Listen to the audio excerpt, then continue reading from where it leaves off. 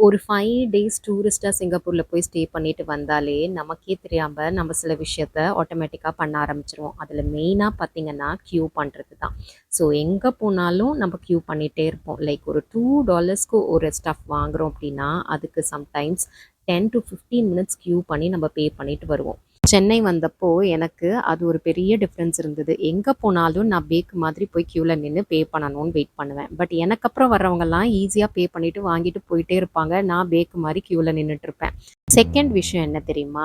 இங்க பொறுத்தவரைக்கும் நீங்க எந்த வேலை யார்கிட்ட வாங்கணும் அப்படின்னாலும், இந்த நம்ம சாஃப்ட்டா பேசுறது, எக்ஸ்கியூஸ் மீன்னு பேசுறது, பாவமா இருக்கும் அவங்கள பார்த்து நம்ம ஃபீல் பண்ணுவோம். அப்படிலாம் நெனைக்கவே முடியாதுங்க.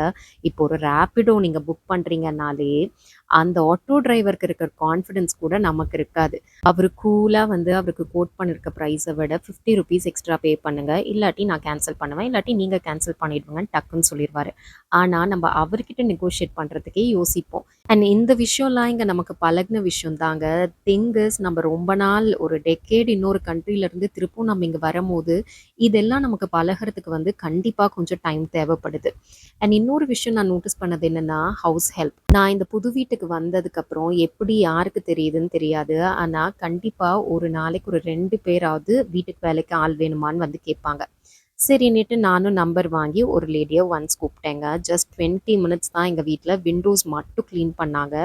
நான் கால் பண்றதுக்கு முன்னாடியே எவ்வளோ சார்ஜ் பண்றீங்கன்னு கேட்டேன். நீங்க எவ்வளோ குடுத்தாலும் சரிக்கா, எனக்கு பிரச்சனை இல்ல. நான் வந்து பண்ணி குடுக்குறேன்ட்டு வந்தாங்க. 20 மினிட்ஸ் வொர்க் பண்ணிட்டு 500 சார்ஜ் பண்ணாங்க. அது கூட எனக்கு ஓகே.